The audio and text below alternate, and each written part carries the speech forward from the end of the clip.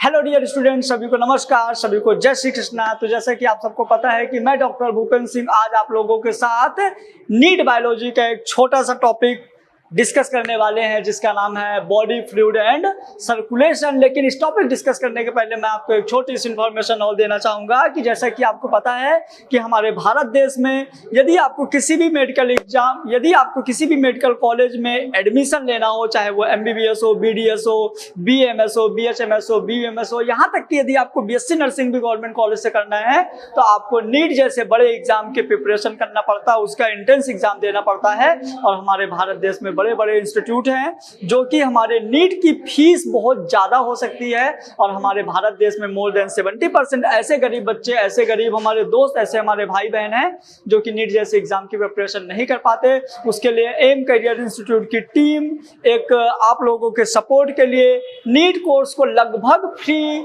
में पूरा का पूरा सिलेबस करवाएंगे। हमारे पूरे टीम में आपको फिजिक्स, केमिस्ट्री, बायोलॉजी के अलग अलग टीचर्स, डाउट सॉल्विंग, सारा कुछ आपको यहाँ पे मिलने वाला है यूट्यूब में फ्री ऑफ कॉस्ट। तो आप लोग ज्वाइन करिए। और जो बच्चा हमको देख रहा है, उनके जो भी दोस्त हैं जो फीस अफोर्ड नहीं कर पाते, उन तक आप हमारी इन्फॉर्मेशन को शेयर करिए, हमारे वीडियो को शेयर करिए, जिनसे हमारे भारत देश के ज़्यादा से ज़्यादा गरीब बच्चे इस तक जुड़ पाएँ। क्योंकि जो बड़े लोग हैं जिनके पास पैसा बहुत है तो वो ऑलरेडी बड़े बड़े प्लेटफॉर्म में जुड़े हुए हैं। तो मैं चाहूँगा कि एक बार आप लोग उन गरीब बच्चों के सपोर्ट में हमारा साथ दीजिए। साथ देने के लिए थैंक यू सो मच, आप लोगों को बहुत बहुत धन्यवाद। तो चलिए हम अपना टॉपिक स्टार्ट करते हैं। हम आज नीट बायोलॉजी का body fluid and circulation topic discuss करेंगे, जिसमें हम देखेंगे कि हमारी बॉडी में क्या क्या चीजें होती हैं। इसके पहले हम थोड़ा सा इंट्रो की बात करते हैं। यदि तो जैसा कि आप लोग देख पा रहे हैं कि आप लोगों का एम करियर इंस्टीट्यूट में स्वागत है। चैप्टर हमारा है बॉडी फ्लूइड एंड सर्कुलेशन। यदि आप लोगों को कोई भी डाउट्स है तो ये हमारा पर्सनल नंबर है, आप लोग हमसे कॉन्टेक्ट कर सकते हैं 6266057492। बात करें तो जैसा कि इंफॉर्मेशन में आप देख पा रहे होंगे, more than 10 year teaching experience हो गया। नीट बायोलॉजी पढ़ाने का 10 से ज्यादा साल अपने को एक्सपीरियंस हो चुका है और बाकी चीजें यहाँ पे दी हुई हैं। तो अब हम बात करते हैं बॉडी फ्लूइड एंड सर्कुलेशन में। हम थोड़ा सा बात करेंगे ब्लड। यदि हम बॉडी फ्लूइड एंड सर्कुलेशन में बात करें तो आपको बॉडी फ्लूइड एंड सर्कुलेशन में बात करनी है ब्लड के बारे में। क्लियर? चलिए तो हम ब्लड को डिस्कस करते हैं। ब्लड की यदि हम बात करें तो हमारे पूरे चैप्टर में जो हमारा बॉडी फ्लूइड एंड सर्कुलेशन वाला चैप्टर है, इस चैप्टर में हमारी बॉडी में जो सर्कुलेट वैसे तो लिक्विड बहुत सारे हैं, लेकिन हम मेनली इस टॉपिक में ब्लड की बात करेंगे और हम पूरी की पूरी यहाँ पे NCERT की बात आप लोगों के साथ करने वाले हैं। तो यदि हम ब्लड की बात करें तो सबसे पहले आपको पता होना चाहिए कि हमारी बॉडी में ब्लड एक टाइप का ऐसा स्पेशल कनेक्टिव टिश्यू होता है जो हमारी बॉडी में यदि कोई हमको डिजीज हो रही है तो भी बाय ब्लड डिस्ट्रीब्यूट होता है। और यदि हम उस डिसीज से अपने आप को प्रोटेक्ट कर रहे हैं, मेडिसिन ले रहे हैं, तो भी उसके लिए हमको ब्लड ही हेल्प करता है। क्लियर? तो सबसे पहले हम बात करेंगे ब्लड बनता कहाँ है, हमारी बॉडी में ब्लड कहाँ बनता है। सबसे पहले यदि हम उसकी बात करें तो आइए हम बेसिक से बात करते हैं। हम बात करते हैं intra uterine life. Intra uterine life मतलब जब आप मम्मी के पेट में थे तब से हमको एनर्जी की जरूरत पड़ने लगी थी, और जब हम मम्मी के पेट में थे जब से हमको एनर्जी की जरूरत पड़ती थी, और उसी टाइम से एनर्जी हमारी बॉडी में डिस्ट्रीब्यूट होती थी बाय ब्लड। मतलब जाहिर सी बात यह है कि हमारे पैदा होने के पहले भी हमारी बॉडी में ब्लड कहीं ना कहीं बन चुका होगा। क्लियर? तो चलिए जैसे हम बात करेंगे कि चलिए अपन 2 एग्जाम्पल ले लेते हैं जो कि आप लोगों को बहुत अच्छे से पता है, हमारे फेवरेट हैं। हमने ले लिया एक टुकटुक भाई साहब को और हमने ले लिया एक रिमझिम बहन जी को। हमने ले लिया यहाँ पे रिमझिम जी को और हमने यहाँ पे ले लिया टुक भाई साहब को। क्लियर? यदि टुक भाई साहब और रिमझिम बहन जी हैं, जब इन दोनों के बीच में मान लो इनका शादी हो गया, मतलब ये समझो कि ये दोनों 9th क्लास में थे। 9th क्लास में दोनों के नैनों से नैना मिले, 12 तक आते हुए उनको गहराई से नैना मिले, और जैसे ये कॉलेज में पहुंचे, कॉलेज खत्म होते होते दोनों की क्या हो गई? शादी होने के बाद ये बनेगा दूल्हा और टुक दूल्हा बनके बन जाता है स्पर्म। रिमझिम बनेंगी दुल्हन और दुल्हन बनके ये हो जाती है एक। अब दोनों के बीच में जैसे ही फर्टिलाइजेशन होता है जैसे ही दोनों के बीच में फर्टिलाइजेशन होता है तो आप सबको पता है, बहुत अच्छे से पता है कि फर्टिलाइजेशन के बाद जो हमारा पहला स्टेज होता है वो बनता है जाइगोट। फर्टिलाइजेशन के बाद जो हमारा पहला स्टेज होता है वो बनता है जाइगोट। और आपको पता है कि जो जाइगोट बनता है इसमें बहुत सारा यॉर्क सैक होता है बेटा। जाइगोट में क्या होता है? York sac. जाइगोट में होता है यॉर्क सैक। क्लियर? अब जाइगोट में जो यॉर्क सैक होता है, इस यॉर्क सैक में फर्स्ट टाइम बनता है कुछ बहुत कम क्वांटिटी में ब्लड।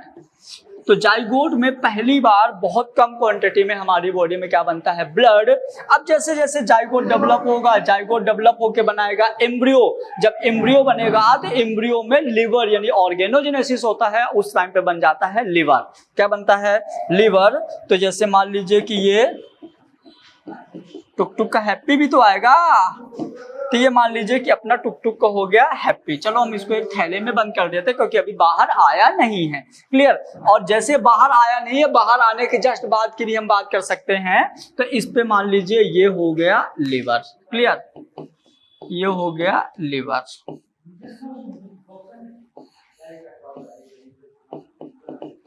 ये हो गया लीवर। और लीवर में सेकेंड टाइम पे ब्लड बनता है अपने लीवर में। पहली बार ब्लड बना था कहाँ? यॉर्क सैक में। यॉर्क सैक के बाद जैसे ही ये पार्चुरेशन हुआ है, पार्चुरेशन होने के जस्ट पहले ब्लड कहाँ बना? लीवर में। क्लियर? अब यदि हम बात करें तो जैसे पार्चुरेशन हुआ, पार्चुरेशन होने के जस्ट बाद जब 2-3 साल का बच्चा होता है तो उसके बॉडी के ऑल बोन, जितनी भी बोन होती हैं, सारे के सारे बोन के बोन मैरो में ब्लड बनता है। तो ऑल बोन्स बोन मैरो, उसकी बॉडी के सारे ब्लड बोन की बोन मैरो में ब्लड बनना शुरू होता है। क्लियर? सारे के सारे बोन मैरो में ब्लड बनता है। और उसके बाद लार्ज बोन, जो कॉम्पैक्ट बोन होती हैं in adult stage, compact bone के बोन मैरो में ब्लड बनता है। कॉम्पैक्ट बोन के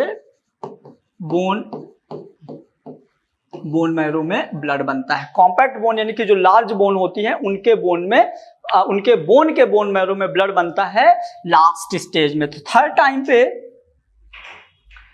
पे ब्लड यहां बना था ऑल बोन पे, और फोर्थ टाइम पे बनता है कॉम्पैक्ट बोन के बोन मैरो में। जब लास्टली जब कॉम्पैक्ट बोन के बोन मैरो में ब्लड बनता है तो इसके बाद का हम डिस्कस करेंगे कि यहाँ ब्लड बन के क्या क्या बनाता है और क्या क्या काम करता है। क्लियर? तो हम इसको भी डिस्कस करेंगे। तो चलिए हम यहीं पे देख लेते हैं कि कॉम्पैक्ट बोन के बोन मैरो में ब्लड कैसे बनता है, किस किस प्रोसेस से बनता है।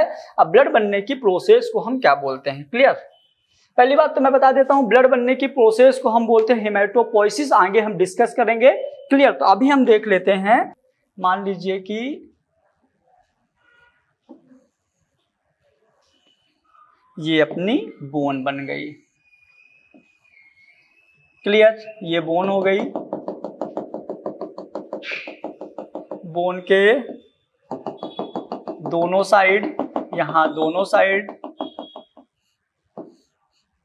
बोन के सेंटर में होता है रेड बोन मैरो, जो कि बनाता है ब्लड। क्या बनाता है? ब्लड। क्लियर? इसके जो बोन के दोनों साइड होता है रेड बोन मैरो, जो कि क्या बनाता है? ब्लड बनाता है। और आपको पता है कि यहाँ पे जो ब्लड बना है तो कुछ ब्लड चला जाता है थाइमस ग्लैंड में, कुछ ब्लड चला जाता है थाइमस ग्लैंड में, और कुछ बचा हुआ ब्लड बोन मैरो में ही रह जाता है। बचा हुआ ब्लड कहाँ रह जाता है? बोन मैरो में ही। क्लियर?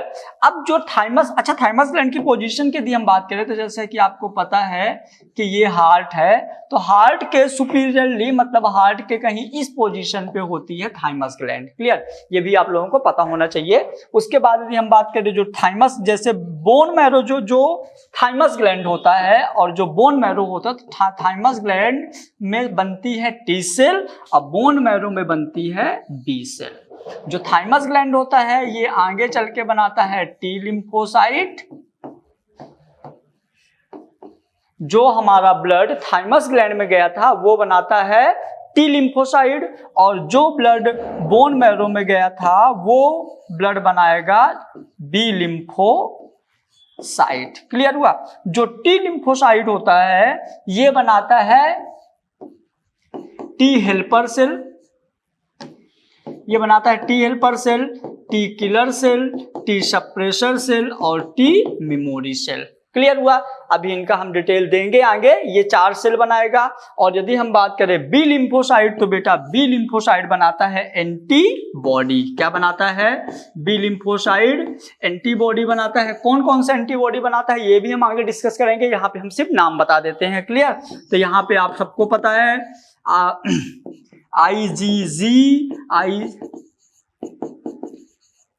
ये 5 एंटीबॉडी बनाता है। और 5 एंटीबॉडी को मैंने शॉर्ट में आप लोगों को इनके ट्रिके बताया था। गम दे हुआ ब्रेकअप, क्या मिलता है? गम। तो हम इनको शॉर्ट में ये भी बोलते हैं कि एंटीबॉडी को आप याद रखिए ब्रेकअप से। कभी कभी गम दे भूल जाते हैं तो आप याद रखिए ब्रेकअप से। और यहाँ पे बनता है IgG, IgA, IgM, IgD, IgE। तो ये 5 एंटीबॉडी होती हैं जिनको कौन बनाता है? B lymphocyte. तो ये हमारे ब्लड का बेसिक सा इंट्रो हो गया। हमारे ब्लड का बेसिक सा इंट्रो हो गया कि हमारा जो ब्लड बनता है बोन मैरो में बनता है। कहाँ बनता है? बोन मैरो में। और कुछ ब्लड थाइमस ग्लैंड में चला जाता है जो टी लिम्फोसाइट बनाता है, जो कि ये 4 सेल बनाती हैं। और कुछ ब्लड जो होता है कहाँ रह जाता है? बोन मैरो में ही रह जाता है, जो बी लिम्फोसाइट बनाता है। और क्या हो जाता है? ये अपना एंटीबॉडी बनाता है। यदि हम आर्टरी की वॉल की बात करें तो अब देखो आर्टरी की वॉल थिक है, वॉल थिक है और ल्यूमेन जो इसका स्पेस है, जो इसका ल्यूमेन है वो कम है। क्लियर? यदि हम यहीं पे वेन की बात करें, यदि हम यहीं पे वेन की बात करें तो आप देखिए वेन जो है इसका जो अंदर की ल्यूमेन है ये काफी ज्यादा स्पेस है और वॉल थिन है। क्लियर? यदि हम आर्टरी की वॉल की बात करें तो वॉल इसकी कैसी है? ठीक। और इसकी वॉल की बात करें, यदि हम इसके वॉल की बात करें तो इसकी वॉल कैसी है? थिन। यदि इसकी वॉल थिन है तो स्पेस ज्यादा होगा, वॉल थिक है तो स्पेस कम होगा। ठीक है? याद रखिएगा आर्टरी की वॉल मोटी होती है और इसकी वॉल पतली होती है। यदि वॉल मोटी हो गई तो ल्यूमेन यानी की जगह कम हो जाएगा, वॉल थिन है तो जगह ज्यादा हो जाएगा। अब यहाँ पे एक क्वेश्चन उभर के आता है कि जैसे मान लीजिए कि वेन है, वेन में प्रेशर तो रहता नहीं है, अब हमारा हार्ट ऊपर है तो वेन यदि हमारे बॉडी का जो लोअर वाली वेन है, हमारी बॉडी की जो नीचे वाली वेन है, तो वहां से ब्लड ऊपर कैसे आएगा? Opposite to gravity. क्योंकि जैसे कोई भी चीज यदि आप इसको छोड़ोगे तो नीचे जाएगा, तो हमारी बॉडी में जो ब्लड नीचे जो ब्लड है तो ग्रेविटी के अगेंस्ट हमारे हार्ट तक कैसे आता है? क्लियर हुआ? क्योंकि देखिए यदि यहाँ पे वो मतलब स्पेस ज्यादा है, मतलब लगभग प्रेशर यहाँ पे 0 होता है। यहाँ पे ब्लड फ्लो के लिए प्रेशर लगभग क्या होता है? 0। यहाँ पे तो प्रेशर बहुत ज्यादा होता है, 28 to 32 mm of Sg यहाँ पे प्रेशर है। तो आर्टरी की कोई दिक्कत नहीं है। दिक्कत सबसे बड़ी किसकी है? वेन की। अब वेन की दिक्कत सबसे बड़ी किसकी है? वेन की। तो वेन में ब्लड कैसे आएगा बेटा? तो वेन में प्रेजेंट्स होते हैं वॉल्व, वेन में प्रेजेंट्स होते हैं वॉल्व। ब्रेन में कुछ ऐसे क्या होते हैं? वॉल्व प्रेजेंट होते हैं जो कि ब्लड फ्लो में हेल्प करते हैं। कैसे? समझिएगा। जैसे मान लीजिए कि ये अपनी वेन है, ये अपनी वेन है, इस वेन को मैंने उठा के ये रखा। क्लियर? मतलब कि हमारी वेन टोटल कैसी है? ऐसी है, हमारी वेन ऐसी है। क्लियर? अब यहाँ पे जैसे यहाँ ब्लड भरा हुआ, ये ब्लड ऊपर जाएगा तो ये वॉल्व होते हैं ऐसे। समझिएगा, ऐसे वॉल्व है, यहाँ ब्लड भरा हुआ है, ये ऊपर धक्का देंगे तो ब्लड ऊपर चला गया, ये वॉल्व बंद हो गया। ब्लड जब रिटर्न आएगा तो वॉल्व बंद हो गए, फिर ये ऊपर धक्का देगा। इस तरह से वॉल्व ऐसे ऐसे ऐसे ब्लड को शिफ्टिंग में, ब्लड को ऊपर धक्का दे दे के ब्लड को ऊपर भेजते हैं। और अपना वेन में भी हमारे बॉडी के लोअर पार्ट से अपोजिट ग्रेविटी जो ब्लड होता है तो हमारे हार्ट तक इजिली पहुंच जाता है। क्लियर हुआ? तो ये हो गया बेसिक सा डिफरेंस आर्टरी और वेन में, जो आप लोगों को जानना बहुत जरूरी है। क्योंकि इस चैप्टर में जब हम पढ़ेंगे तो बहुत सारी आर्टरी और बहुत सारे वेन के बारे में स्टडी करेंगे, तो इतना आपको जानना बहुत जरूरी हो जाता है। क्लियर हुआ कि जो हमारा ब्लड है कहाँ कहाँ फ्लो होता है। आप कलर भी याद रखिए, जब भी आपको आर्टरी के नाम आए तो आप रखिएगा याद रखिएगा वो हमको रेड कलर की दिखेगी, और वेन का नाम याद आए तो आप याद रखिएगा कि अपने को ब्लू कलर की दिखेगी। एक चीज और, जो हमारी वेन होती है अपर सरफेस ऑफ स्किन, हमारे स्किन के मतलब हमारे डर्मिस एपिडर्मिस मतलब कि ऊपर होती है, जो कि ब्लू कलर की दिखाई देती है, लेकिन जो आर्टरी होती है वो डीप में होती है, जो कि रेड कलर की होती है। क्लियर हुआ? तो ये पॉइंट भी आपको बहुत अच्छे से याद रखना है। इसके आगे की यदि हम बात करते हैं तो इन दोनों में थोड़ा थोड़ा डिफरेंस की चर्चा कर लेते हैं। तो चलिए देखिए, जैसे हम बात करें बेटा पहले वेन की, किसकी बात कर रहे हैं हम? पहले वेन की। आ जाइए, हम पहले बात करेंगे वेन की। तो वेन में क्या हो रहा है, यहाँ पे देखिए, carry blood from tissue of body to the heart, मतलब कि यहाँ पे ब्लड बॉडी से हार्ट में आता है, बट यहाँ पे अपोजिट होता है, carries blood back away from heart to tissue of the body. यहाँ पे ब्लड जो होता है, आर्टरी जो होती है ब्लड को हार्ट से बॉडी में ले जाती है, और जो हमारा वेन होता है, तो वेन जो होता है ब्लड को बॉडी से हार्ट में ले जाता है। Usually closer vein to skin, skin के क्लोज होती है, found deeper usually from closer vein तो स्किन के पास होता है, ये deeper within the body में मतलब डीप में होती है। फिर are less muscles than arteries, ये आर्टरी के कंपेयर में इसकी मसल्स बहुत कम होती हैं और इसकी मसल्स बहुत ज्यादा होती है। अब यदि हम बात करें ब्लड के वेन और आर्टरी के मेन डिफरेंस की बात करें तो हम ज्यादातर चीजों की चर्चा तो कर चुके हैं, फिर भी यहाँ पे हम देखते हैं वेन जो होता है carry blood from tissue of the body to the heart, मतलब जो वेन होती है ब्लड को हमारी बॉडी से हार्ट में ले जाती है, लेकिन जो आर्टरी होती है तो ब्लड को कहाँ से, हार्ट से बॉडी में ले जाती है। क्लियर? सेकेंड पॉइंट की यदि हम बात करें तो जो हमारी वेन होती है near the skin, when the skin के पास होती है, लेकिन यदि हम आर्टरी की बात करें तो आर्टरी में जो हमारी आर्टरी होती है डीपर द स्किन, ये स्किन के डीप में होती है। क्लियर?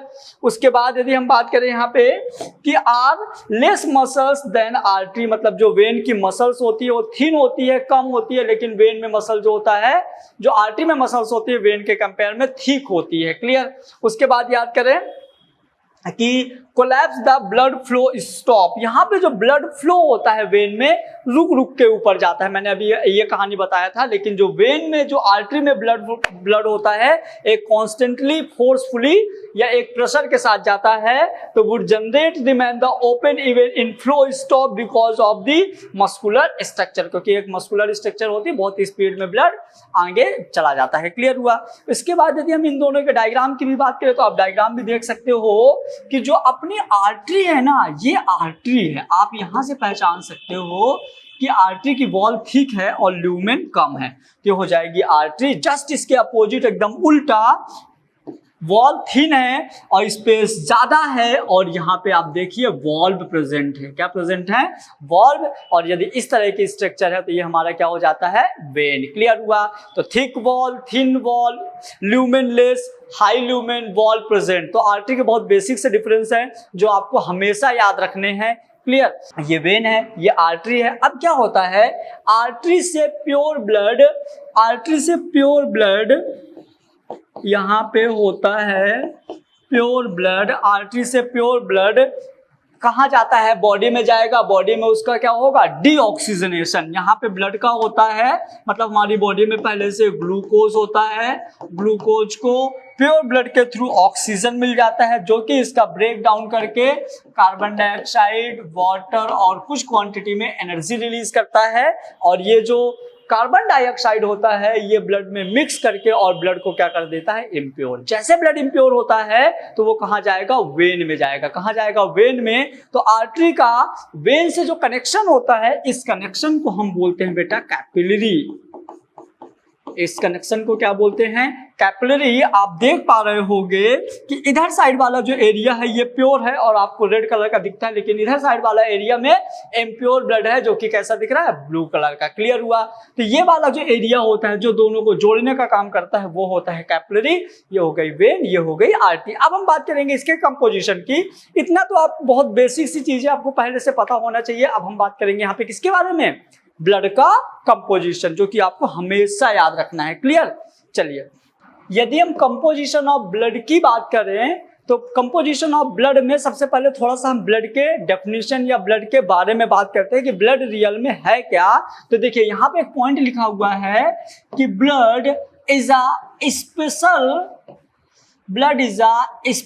Connective tissue. जो ब्लड है एक टाइप का स्पेशल कनेक्टिव टिश्यू है, मतलब ब्लड एक टिश्यू है। टिश्यू मतलब ये सेल का ग्रुप है, और सेल के ग्रुप में यदि हम आरबीसी की बात करें तो आरबीसी एक ऐसी सेल्स होती है जिसमें ना तो डिवीजन होता है और ना ही न्यूक्लियस प्रेजेंट होता है। यदि आरबीसी के अंदर ना तो न्यूक्लियस है और ना ही डिवीजन होता तो ये एक स्पेशल टाइप की सेल्स हो जाती है, एक स्पेशल टाइप का टिश्यू हो जाता है। इस वजह से हम इसको क्या बोलते हैं, blood is a special connective tissue.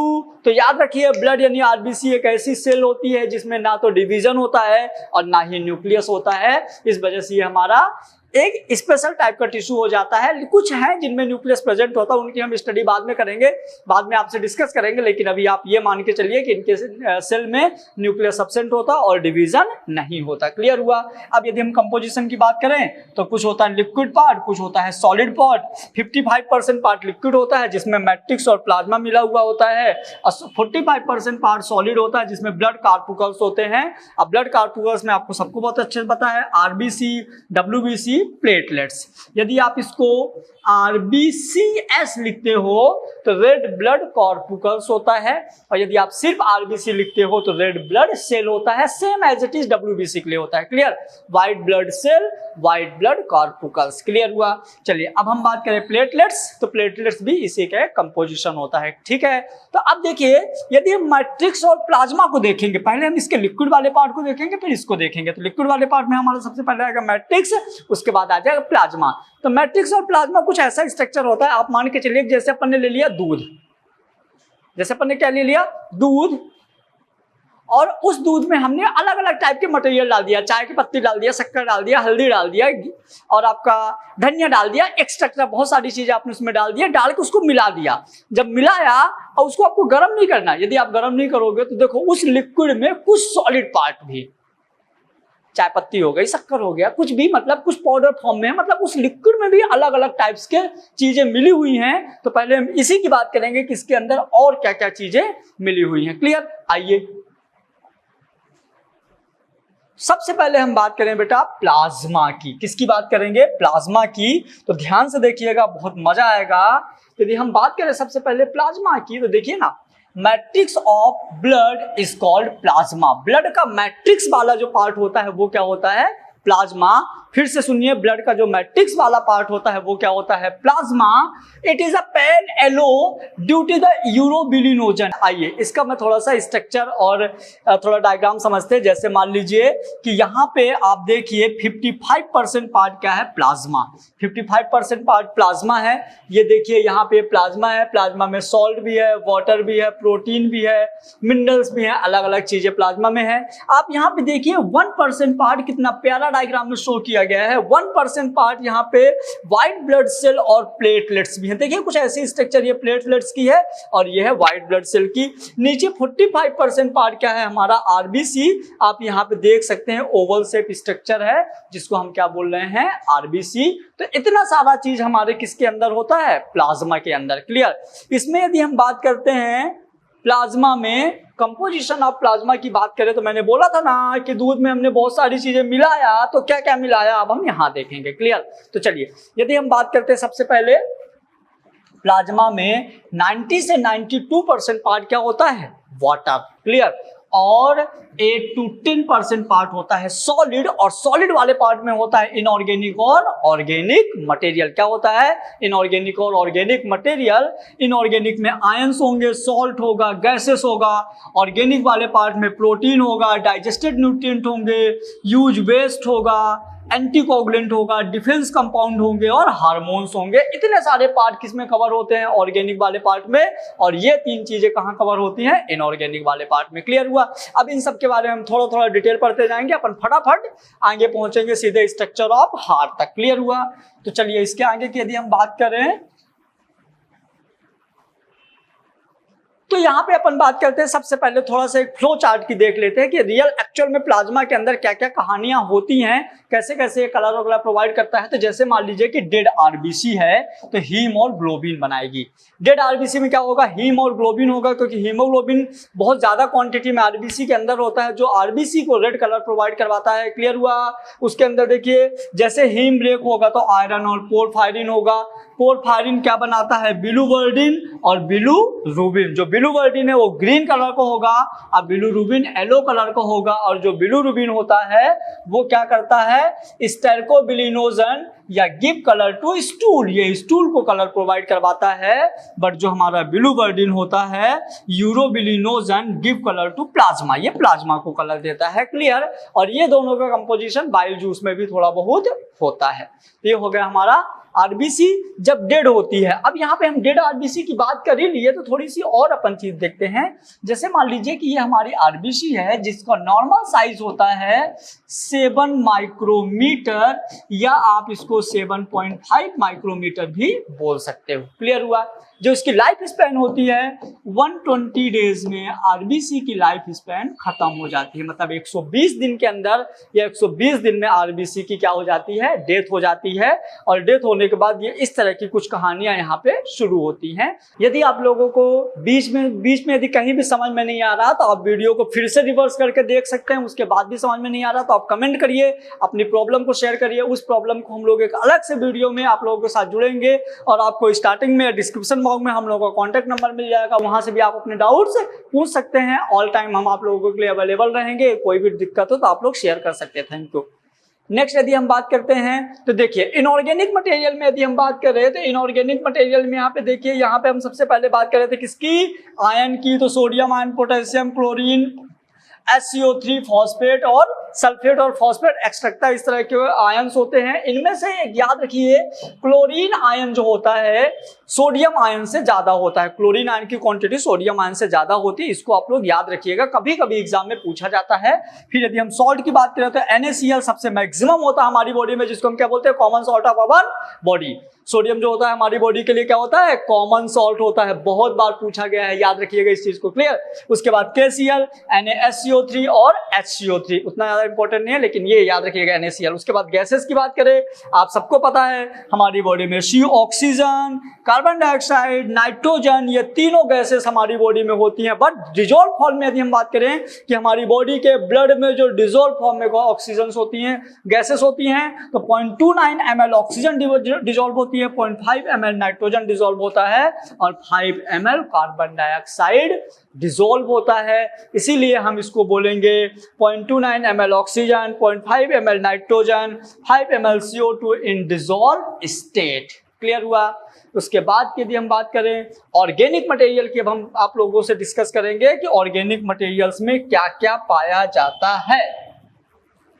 Organic material में सबसे पहले हम बात करेंगे प्रोटीन की। किसकी बात करेंगे, प्रोटीन की। यदि हम प्रोटीन में देखें तो हमारा सबसे पहले आएगा एल्बुमिन प्रोटीन, जो कि 4% प्रेजेंट होता है। मैक्सिमम क्वांटिटी हमारी बॉडी में सबसे ज्यादा प्रोटीन एल्बुमिन प्रेजेंट होगा। क्लियर। तो maximum in body, store and synthesize in liver. Smallest plasma protein होता है जो हाइड्रोस्कोपिक होगा। कैसा होगा, हाइड्रोस्कोपिक इन नेचर और maintain the blood colloid osmotic pressure, जो कि हमारी बॉडी में ब्लड कॉलोइड ऑस्मोटिक प्रेशर को मेंटेन करेगा। कैसे मेंटेन करेगा, थोड़ा सा हम डिस्कस करते हैं। तो जैसे मान लीजिए कि ये आर्टरी है, क्या है, ये आर्टरी है और आर्टरी में बहुत सारा ब्लड है। ये आर्टरी है और आर्टरी में बहुत सारा ब्लड है। और आपको पता है कि जो आर्टरी की वॉल है वो वेन की वॉल से थिक होती है। आर्टरी की वॉल जो होती है वेन के वॉल से क्या होती है, थिक होती है।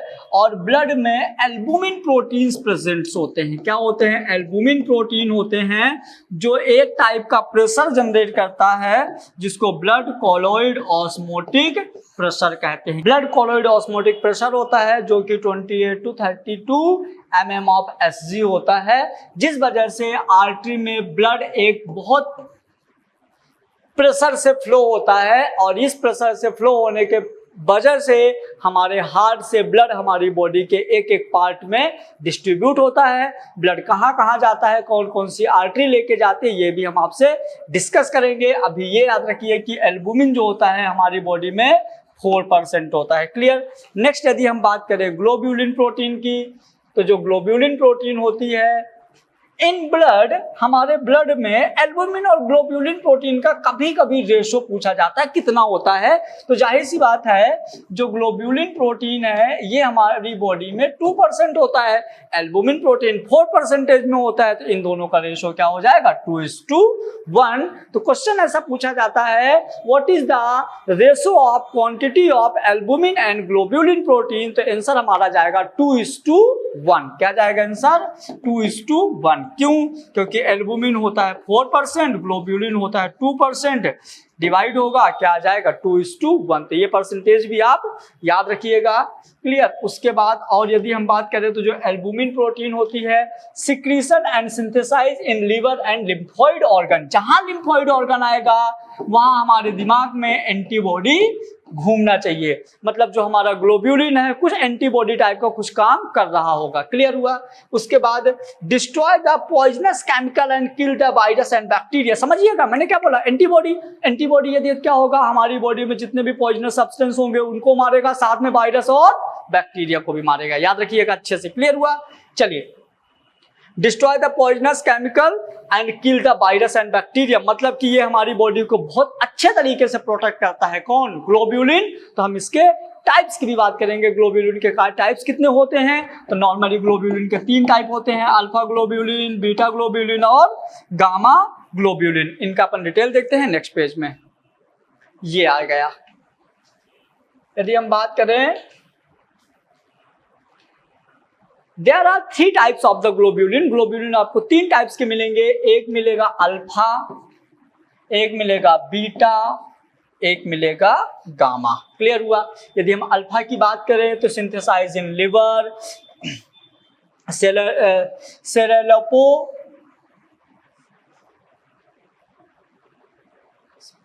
सेरेलोप्लाज्मिन, है ना, ये होता है ट्रांसपोर्टेशन ऑफ कॉपर। फिर बीटा जो होता है सिंथेसाइज इन लिवर, इसका एग्जांपल होगा transferrin, transport of the iron. Last जो सबसे इंपॉर्टेंट होता है सिंथेसाइज इन लिम्फोइड ऑर्गन। आ गया ना लिम्फोइड ऑर्गन, मतलब क्या, एंटीबॉडी। लिम्फोइड ऑर्गन मतलब क्या, एंटीबॉडी। IgA गम दे, ये हो गई 5 एंटीबॉडी, जो कि क्या होता है, ग्लोब्यूलिन का मेन काम होता है। कभी आपसे पूछा जाता है मेन फंक्शन ऑफ ग्लोब्यूलिन, तो आप लोग यही बोलिएगा एंटीबॉडी फॉर्मेशन में, जो आपके एनसीईआरटी में मेंशन किया गया है। यदि हम इन 5 एंटीबॉडी की बात करें तो आपको इन 5 में सिर्फ 2 एंटीबॉडी याद रखनी है।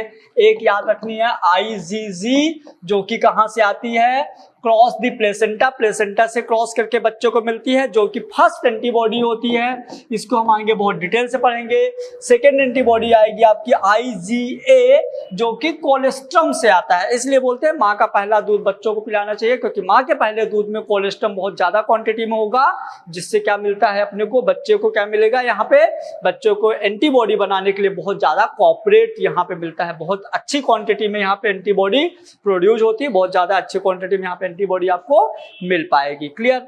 इसके बाद एक और प्रोटीन है, इसके बाद एक और लास्ट प्रोटीन है। देखिए प्रोटीन में हमको 3 ही पढ़ना था, एल्बुमिन, ग्लोब्यूलिन और थ्रोम्बिन प्रोटीन। तो जो थ्रोम्बिन प्रोटीन होता है ब्लड क्लॉटिंग फैक्टर्स बनाता है, जो कि हमारी बॉडी में ब्लड क्लॉट में बहुत ज्यादा हेल्प करता है। और हमारी बॉडी में ब्लड क्लॉट एक बहुत हेल्पफुल मैकेनिज्म होती है अपने आप को सर्वाइव करने के लिए। यदि किसी की बॉडी में ब्लड क्लॉट नहीं हो रहा, मतलब उसको हीमोफीलिया जैसे भयंकर बीमारी हो जाती हैं। थोड़ा सा यदि हम यहाँ पे बात करें तो यदि चोट लगने के बाद कंटिन्यू ब्लड होता है, रिलीज होता है, तो उसको हम बोलते हैं ब्लीडिंग टाइम, जो नॉर्मल 1 से 3 मिनट होना चाहिए। याद रखिएगा। ऐसे ब्लीडिंग होने के बाद एक क्लॉटिंग टाइम भी हम यहाँ पे देखेंगे, जो कि clotting time 4 to 8 minute, maximum clotting time 4 से 8 मिनट के अंदर ब्लड क्लॉट हो जाना चाहिए। ये भी हम आगे डिस्कस करेंगे, फिर भी मैंने यहाँ पे थोड़ा सा बता दिए हैं। क्लियर हुआ। हालांकि इतना सारा अपने को पढ़ने की जरूरत नहीं थी, फिर भी अपन डिस्कस करते चलते हैं।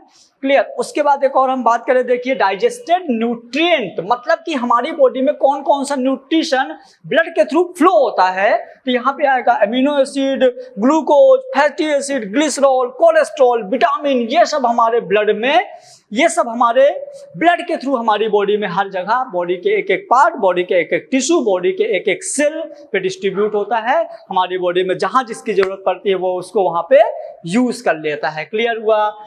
जैसे ब्लड ग्लूकोज लेवल 80 to 100 होना चाहिए, ब्लड कोलेस्ट्रॉल लेवल 150 to 260, ये सब नॉर्मल रेंज की बात कर रहे हैं। क्लियर हुआ। तो ये हो गया हमारा क्या, डाइजेस्टेड न्यूट्रिएंट। आगे यदि हम देखें, ये सब ऑर्गेनिक वाला पार्ट चल रहा है। उसके बाद वेस्ट प्रोडक्ट, कुछ ऐसे हमारी बॉडी में होता है जो वेस्ट प्रोडक्ट होता है जिसको एक्सक्रीट किया जाता है, कभी यूरिनेशन के थ्रू, कभी स्वेट के थ्रू, कभी स्टूल के थ्रू। क्लियर हुआ। जैसे वेस्ट प्रोडक्ट की यदि हम बात करें, ओए देव, urea, uric acid, both are waste material. Normal blood urea level हमारा 17 to 30 मिलीग्राम होता है। If blood urea become more than 40 milligram, this condition is called the uremia, in which RBC become irregular in shape called the Burr cell, which are destroyed in spleen. So urea is the type of uraemia. इसको भी आपको आगे पढ़ेंगे, फिर भी यहाँ पे आप इतना इसको समझ सकते हैं।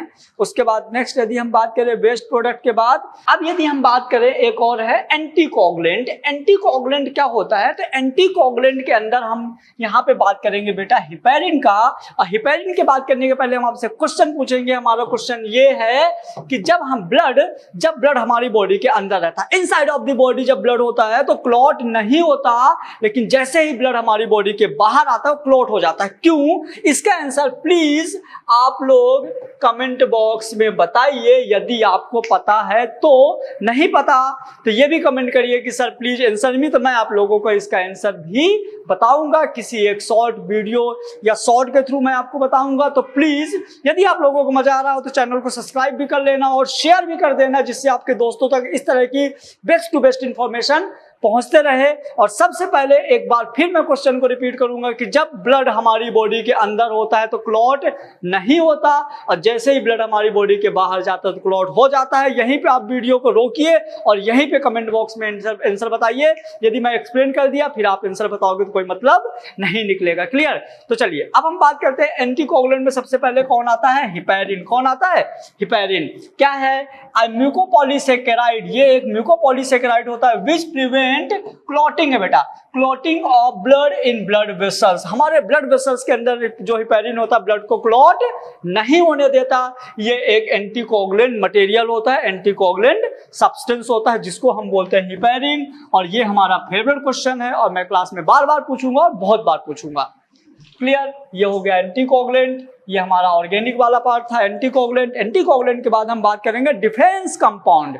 डिफेंस कंपाउंड में मतलब हमारी बॉडी में कुछ ऐसे कंपाउंड्स होते हैं जो कि हमको फॉरेन पार्टिकल्स या पैथोजन से भी डिफेंस करते हैं, उनसे बचाते हैं। जैसा कि पहले आएगा लाइसोजाइम, फिर आएगा प्रोपरडाइन।